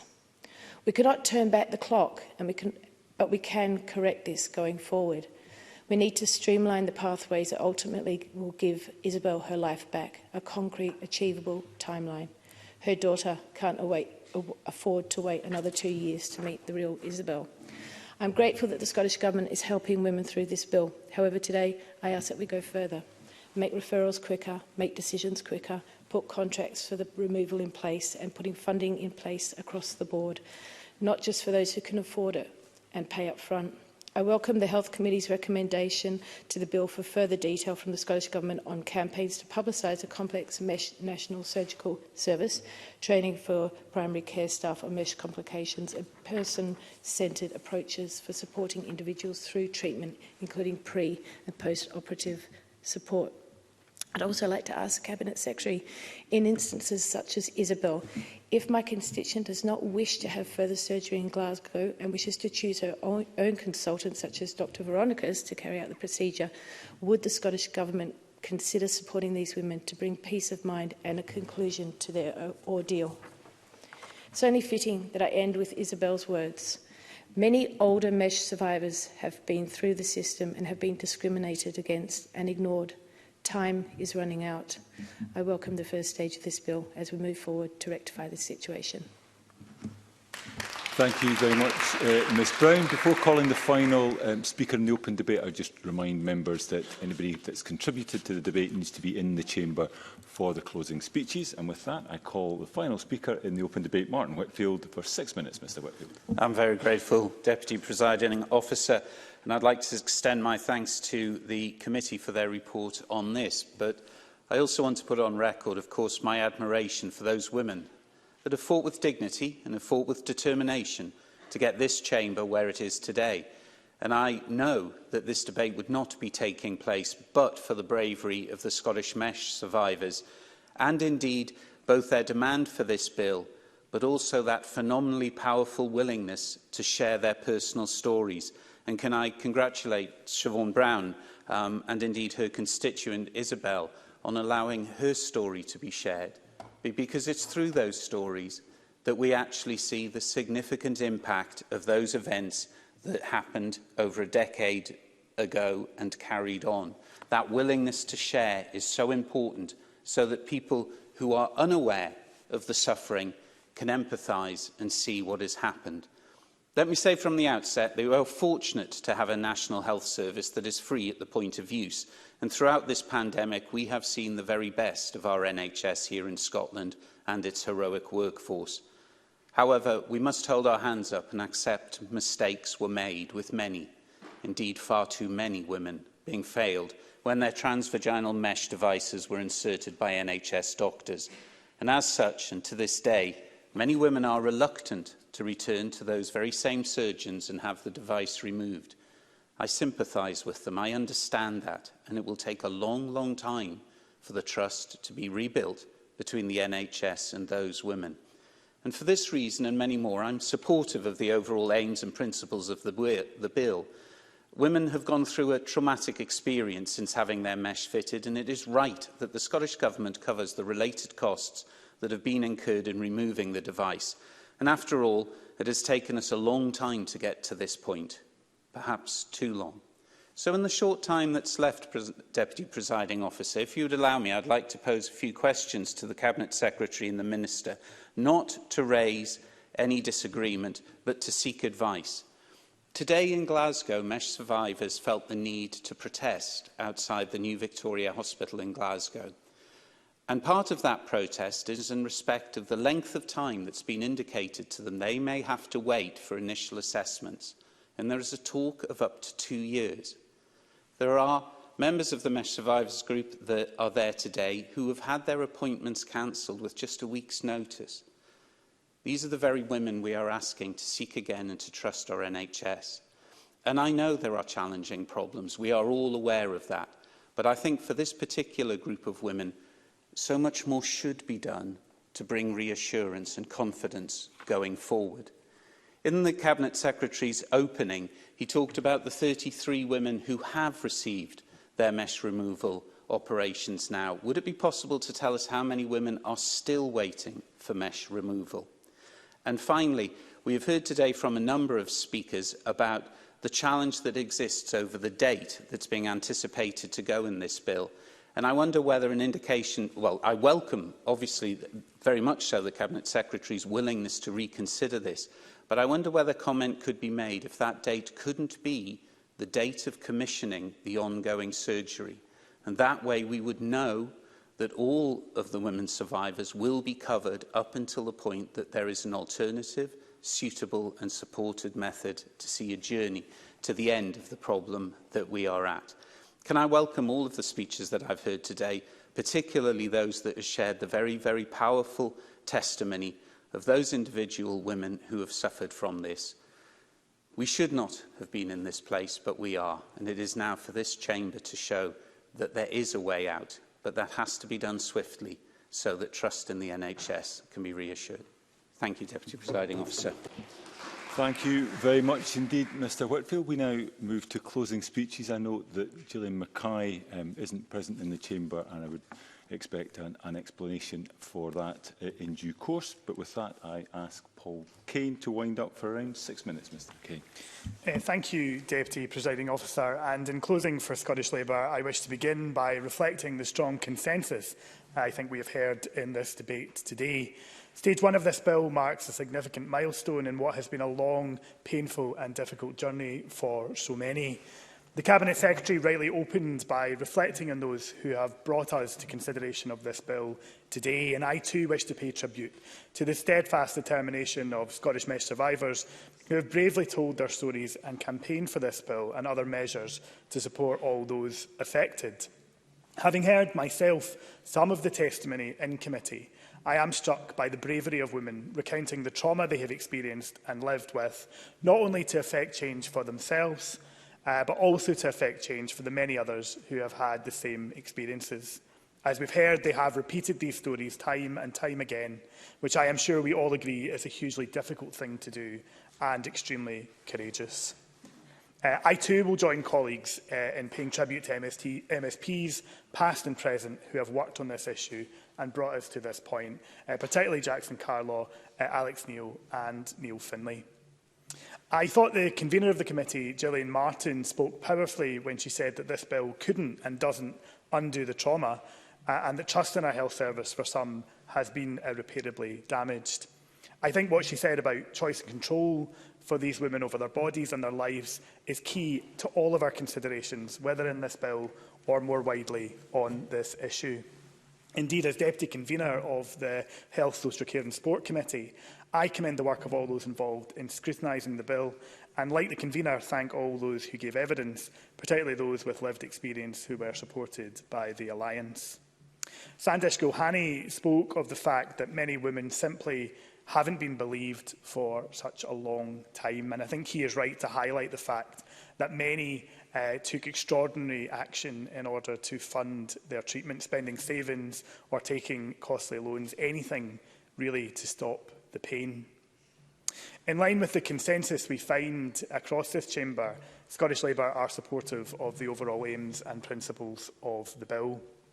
My colleague Carol Mockin in opening spoke of the power of our democratic process, and I think the duty upon all of us to use the power of this place for the good of those we represent. Alex Cole-Hamilton echoed this, I think, in his powerful recollections of how Parliament has approached this issue over the years.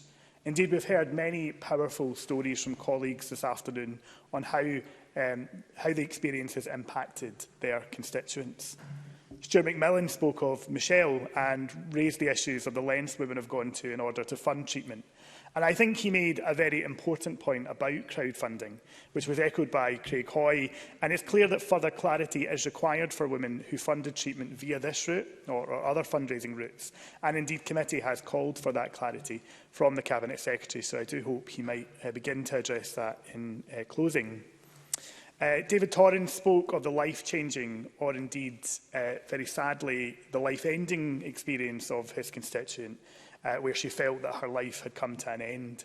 I think it was very difficult for us to hear that this afternoon, as Pam Gossel alluded to, but I think it brought into sharp focus the reality of so many. Siobhan Brown, I think, did similar in telling Isabel's story.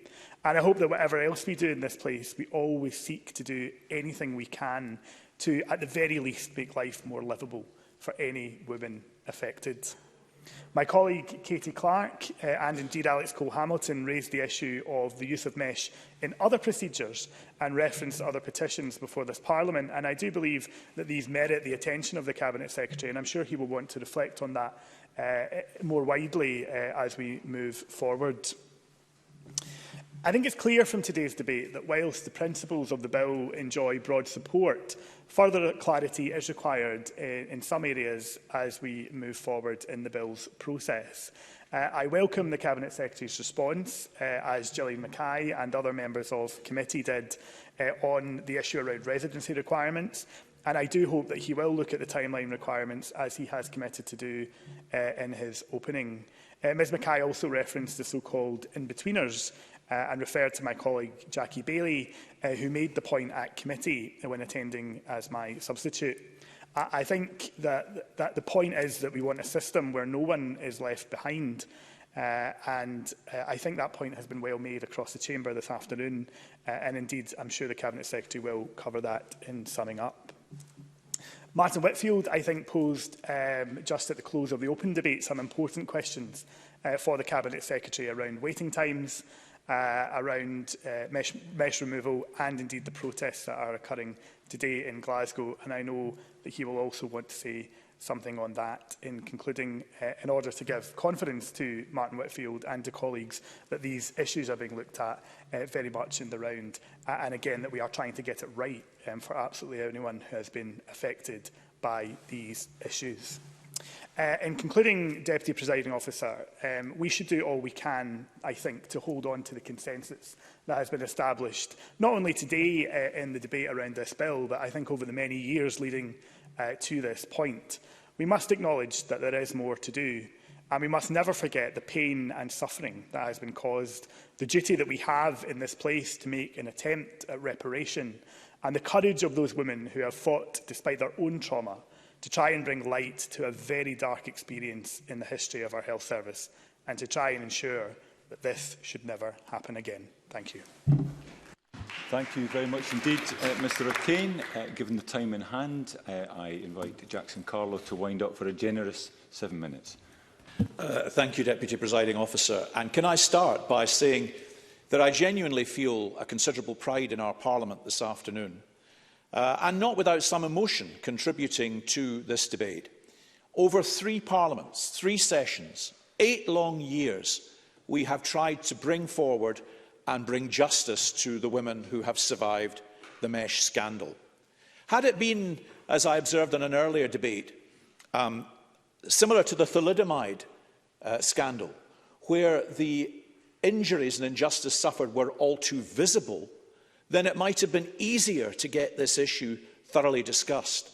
But in the early days of this Parliament, when it first arose, I have to say there was a squeamishness and a reticence to actually talk about what was the most sensitive of issues for many women. And it was the heroism of those women. And frankly, and mention has been made of Alec Neil and Neil Findlay and myself, our determination actually to speak in the bluntest and most graphic way possible in order to break through this reticence, to have people understand just how important it was that Parliament faced up to this issue. So while Shakespeare might have sent Mark Antony to bury Caesar and not to praise him, I'm of course, would never suggest I would ever talk about burying the Cabinet Secretary. I mean, he can scooter himself to disaster all on his own, as we know. But I am here to praise him quite unequivocally this afternoon, not only for fulfilling the commitment of his predecessor, Jean Freeman, in bringing this bill to Parliament, after 5 health secretaries have wrestled with the issue, but also actually, I think, in the way he addressed the issues in his opening speech this afternoon, the flexibility that he has shown and the willingness he has had to meet with the women concerned and with others who have pointed out concerns they might have with the bill, and his determination to see all those addressed at stage 2. And I take all that at face value and really look forward to helping in any way I can to facilitate the progress of this bill. It's not the end of the mesh argument, as people have pointed out. Professor Alison Britton is undertaking a full mesh case review. The Baroness Cumberledge's recommendations still require to be implemented in full, and the Petitions Committee at the moment is considering a fresh petition on the wider application of mesh. Although, as the Minister has identified, we shouldn't just draw an immediate parallel between the use of mesh and other procedures and the particular issues that arose as a result of the transvaginal mesh scandal. But that did lead to this fundamental concern about what women in Scotland were being told. And mention's been made of Neil Findlay. He's been texting me during this debate. I did ironically ask him if that constituted lobbying, which I hope will be not lost on other colleagues. But when the Cabinet Secretary made reference to the Glasgow Centre, who have maybe done about 2 or 3 dozen mesh removals, there is this concern of the women and of those of us who've been involved with this issue. What exactly was their training? Where were they trained? In what removal techniques have people in the Glasgow Centre been trained? And by whom were they subsequently accredited to be competent in those practices? Because it was those same women... Yes, of course. Gillian Martin. Very grateful, Jackson Carroll, for taking my intervention. Do you not think it also points to a wider issue about women not being believed when they come forward with health issues? And this is, something that we should be looking at in the round as well, more generally.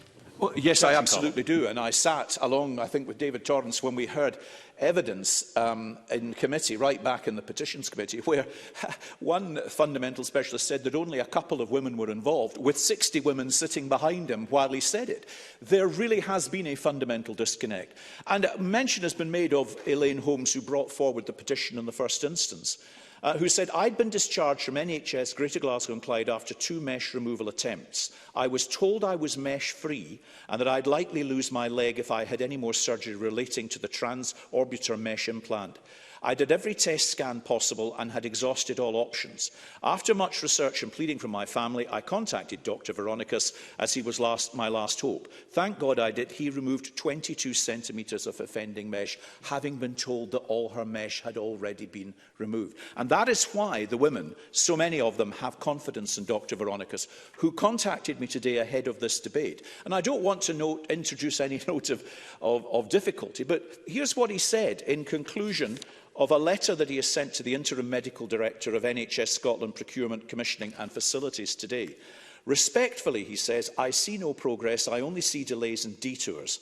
As stated in my email on October the 28th, I do not believe we have made any progress since March 2019, when Terry O'Kelly first contacted me, or since First Minister Nicola Sturgeon personally called me. The solution is either expedite and facilitate the care of the suffering women who wish my services, or just tell them that NHS Scotland cannot help them receive care outside of Scotland." He goes on to say that he is desperate for what appears to be a slightly dead hand of bureaucracy in trying to drill down to the details, that we need to overcome this, and it probably does need the Cabinet Secretary to take a personal interest in what is being done, possibly in his name, to ensure that we get to the point where Dr. Dionysius Veronicus believes he has got a contract which is fair and operable and allows these women to go to Missouri to have the treatment concerned. Cabinet Secretary. Can I thank Jackson Carlow for giving way? I've seen Dr. Veronicus's response. I should say we actually had a helpful response from him just recently, so I think there is progress being made, but I can give an absolute assurance of 2 things. One, that I do personally take an interest. I'm involved in this issue, and if it means speaking to Dr. Veronicus personally, of course, I would do that. But for the women involved, I also want to give an absolute assurance that we respect Dr Veronica's expertise, and of course, if that is their choice, then of course a woman's choice in when it comes to the referral process, a woman's choice of where they want to get treated should be the absolute primary consideration going forward. And I thank the Cabinet Secretary for that assurance, and it is the delivery of that assurance that we've absolutely got to ensure follows the delivery of this bill. Can I thank Gillian Martin? I thought that was an incredibly comprehensive contribution that actually detailed some of the residual questions. And I think she's absolutely right. There are some women who have maybe not yet declared the fact that they are people who would like to have mesh removed, or others who may not yet be aware of the bill. And so, like Martin Whitfield and others, I think we have got to be careful about the date that we actually identify as the cut-off date for any procedures or application for procedure in future.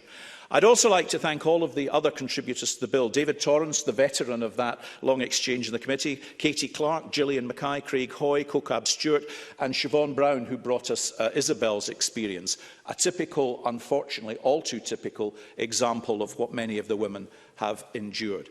I really do want to finally thank, at this last minute of the debate, both Alec Neil and Neil Findlay, Rona Mackay, Angus MacDonald, David Stewart, former colleagues of ours, Joanne Lamont and the presiding officer who was in the chair earlier, all who did terrific work in promoting this issue over the last 3 parliaments. Elaine Holmes, Olive McElroy, Lorna Farrell, Claire Daisley, Karen Neal, Nancy Honeyball, Gillian Watt, Isabel McLafferty, all women I've been proud to stand with. These women have got the most affection and love for one another, attending their Christmas dinners where they were an absolute mutual support in ensuring that the morale of these women was sustained and that their efforts were sustained. But let's not also forget Michelle McDougall, who died of cancer. She couldn't get chemotherapy because of the consequences of 6 previous hernia mesh operations. And Eileen Baxter, the first woman to have the removal of mesh as the cause of death on her death certificate. This isn't just something women are still currently enduring. This is something that has led to the deaths of some women. It's opened up questions about how women are believed in health. It led to many women who at the start didn't believe there was hope for them, but fought to stop this happening, to other women fighting for years through their pain. And this bill now offers them the justice they deserve. Thank you very much indeed, Mr Carlow. I know Neil Findlay is still making interventions from, if not a sedentary, then a remote position. Fortunately, he'll not be able to raise points of order through a similar route. And I call on the Minister to conclude the debate for around 8 minutes. Minister. Thank you, Presiding Officer. I'm pleased to have the opportunity to close today's debate. I think it's important, firstly, to recognise and acknowledge the efforts of all the women who've campaigned for better services for those with complications from mesh surgery. Their dedication and fortitude has been admirable. I hope that all of the improvements the Cabinet Secretary described earlier will mean that women now will have access to more of the help that they need. The intention of the bill we are discussing today is therefore, I hope, clear. We want to ensure fairness for those for whom those options were not available in the past and who paid for their treatment out of their own pocket. As I turn now to some of the detail that we've discussed today, I want to thank all of the members who've contributed to this afternoon's debate. I think what is clear is that although some members have quite rightly raised some important points and have asked some probing questions, we all want the same thing. We want to ensure that we do right by these women who have suffered. And like the Cabinet Secretary, I would like to extend my thanks to the Health and Sport and Social Care Committee for their consideration and support of the general principles of the bill. I fully appreciate that women will be frustrated at the length of time between the government's announcement and the successful bidders on the 12th of July and the final contracts being agreed. And I can assure you that NHS National Services Scotland is working hard to finalise those arrangements as quickly as possible. And I'm sure you'll all understand, however, that there is a balance to be struck between concluding the agreements quickly and making sure that all aspects of wraparound and emergency care are provided for in those agreements. However, as indicated by the Cabinet Secretary, the Government will consider this matter further and intends to confirm its position about a cut-off date at Stage 2, should the Parliament agree to this bill at Stage 1. In his response to the Stage 1 report, the Cabinet Secretary is committed to considering the issue of residency further as well and bringing forward an appropriate amendment to the bill at Stage 2.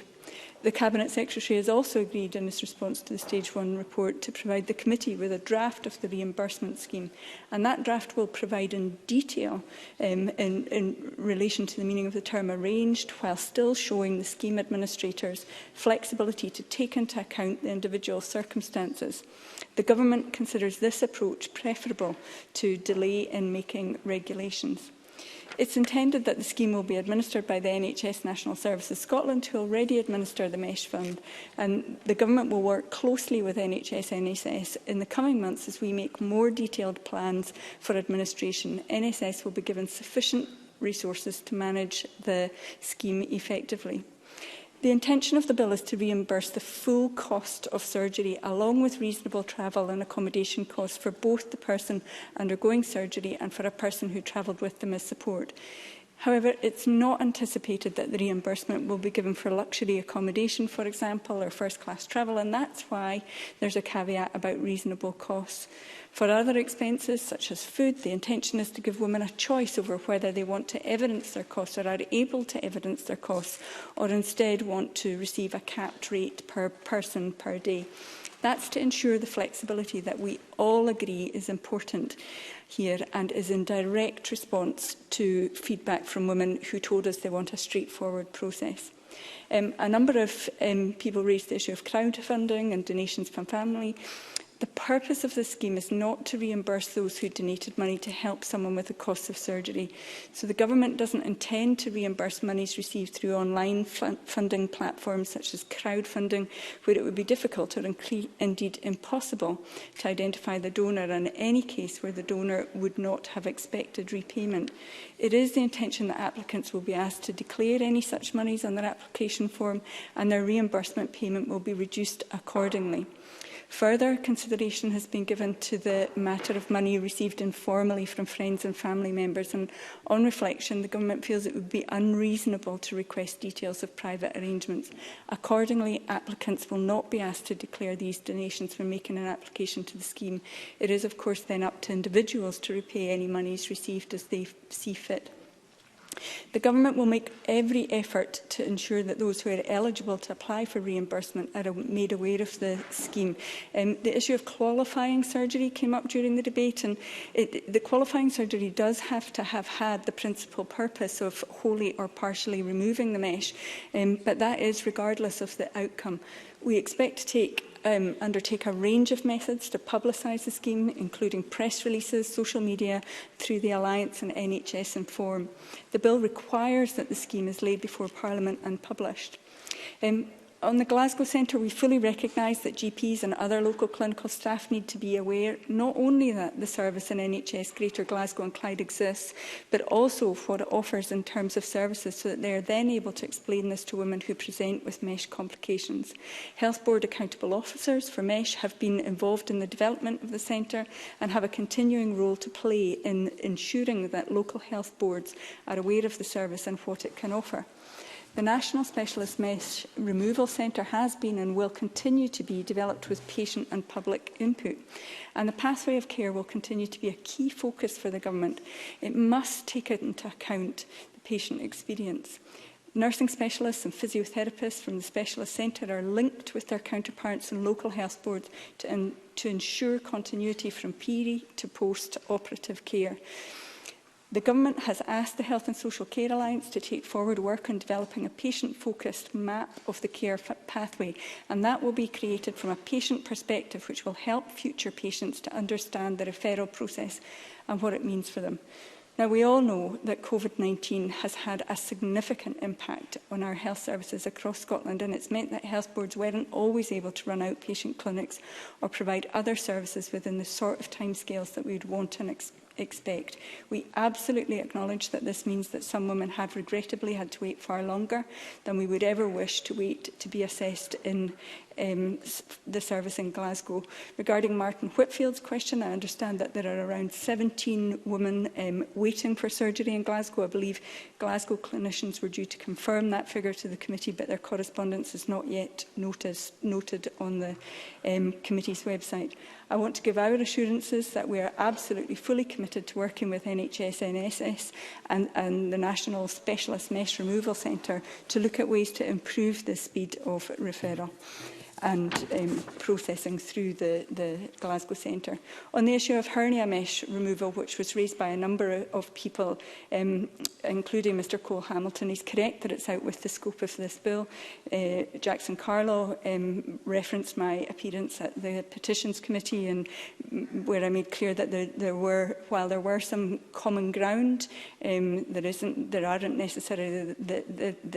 exactly the same situation arising from the use of mesh in other areas.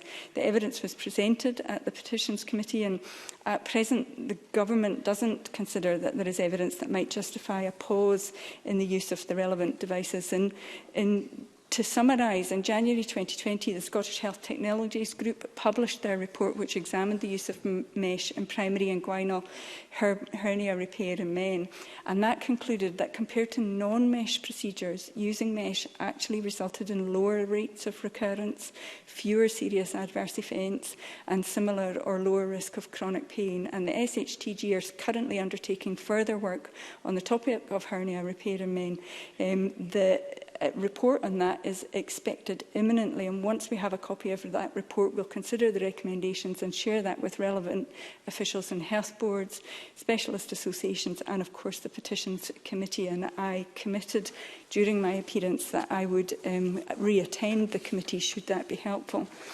On the issue of other gynaecological uses of mesh, at the same time the halt on transvaginal mesh was introduced, the then CMO introduced a high vigilance protocol for the use of mesh in other sites.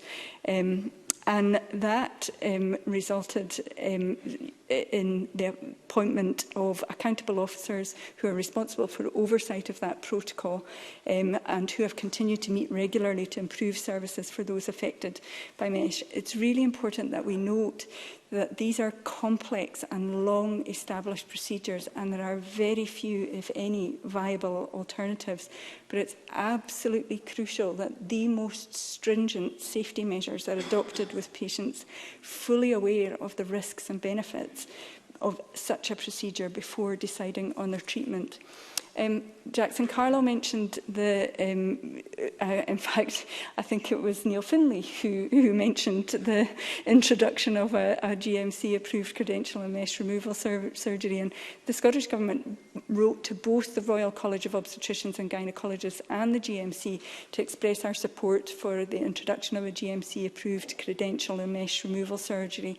And as specialist centres are established across the UK, credentialing will define the skills required to perform mesh removal surgery and to set out how these skills can be acquired and assessed. And by formally recognising the skills of our surgeons, credentialing will provide assurance for patients and the service and will reduce the risk of harm and will help to improve public confidence. I'd agree a number of members raised the issue that the way that women were not listened to in relation to mesh, and I would agree that it was indicative of a wider problem of health inequalities that women experience. And I believe that that is one of the reasons why we have brought forward the Women's Health Programme. It's ambitious, we're making tangible progress, but we have much to do. It's a starting point, not an end. Finally, do I have time to raise one final point that was raised in the debate? So in response to the Cumberledge report, the Scottish Government called on Her Majesty's Government to consider the establishment of a redress agency that was funded by a levy on manufacturers. And HMG rejected that recommendation in their response, but they are still considering their position on redress in individual instances. Presiding Officer, on behalf of the Cabinet Secretary and myself, I would like once again to thank all of those who've contributed to bringing the bill to this point. Looking ahead, I look forward to detailed scrutiny in Stage 2, where the points raised by members today can be considered, and will also reflect on the debate today here in finalising our approach to Stage 2. We know that work still needs to be done to rebuild women's trust in the services available here in Scotland. We hope that the work currently being undertaken by the Government and by NHS Scotland to improve the care offered will help to restore women's confidence in the services available here. But for those who wish to be treated elsewhere, we're working to ensure that there is a clear referral pathway to either a specialist centre in NHS England or to an independent provider. And in order to ensure that anyone who has previously paid for private mesh removal surgery, that they will not be financially disadvantaged, the Government considers it fair and reasonable to have in place a scheme which will allow these women to apply for reimbursement of this past costs. I therefore commend the general principles of the bill to Parliament. Thank you. That concludes the debate on the Transvaginal Mesh Removal Cost Reimbursement Scotland Bill. It is now time to move on to the next item of business, which is consideration of motion 2167 on a financial resolution for the Transvaginal Mesh Removal Cost Reimbursement Scotland Bill. And I call on Marie Todd to move the motion. Moved. Thank you, Minister. The question on this motion will be put at decision time. The next item of business is consideration of business motion 2251 in the name of George Adam on behalf of the Parliamentary Bureau setting out a business programme. And I call on George Adam to move the motion. Presiding Officer. Thank you, Minister. No member has asked to speak on the motion. And the question is that motion 2251 be agreed. Are we all agreed? The motion is therefore agreed. The next item of business is consideration of 9 Parliamentary Bureau motions, and I ask George Adam on behalf of the Parliamentary Bureau to move motions 2252 to 2259 on approval of SSIs and 2260 on designation of a lead committee. All moved, Presiding Officer. Thank you, Minister. The question on these motions will be put at decision time. Yes, I am. I am minded to accept a motion without notice under Rule 11.2.4 of Standing Orders that decision time be brought forward to now, and I invite a member of the Parliamentary Bureau to move the motion. The Minister for Parliamentary Business. Moved, Presiding Officer. Thank you, Minister. The question is that decision time be brought forward to now. Are we all agreed? Yes. We are agreed. There are 3 questions to be put as a result of today's business. The first is that motion 2234 in the name of Hamza Yousaf on the Transvaginal Mesh Removal Cost Reimbursement Scotland Bill be agreed. Are we all agreed? Yes. The motion is therefore agreed.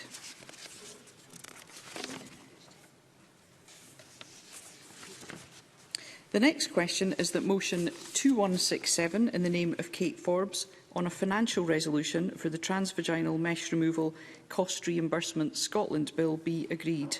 Are we all agreed? Yes. The motion is therefore agreed. And I propose to ask a single question on 9 Parliamentary Bureau motions. Does any member object? No member objects. The final question, therefore, is that motions 2252 to 2260 in the name of George Adam on behalf of the Parliamentary Bureau be agreed. Are we all agreed? Yes. The motion is therefore agreed.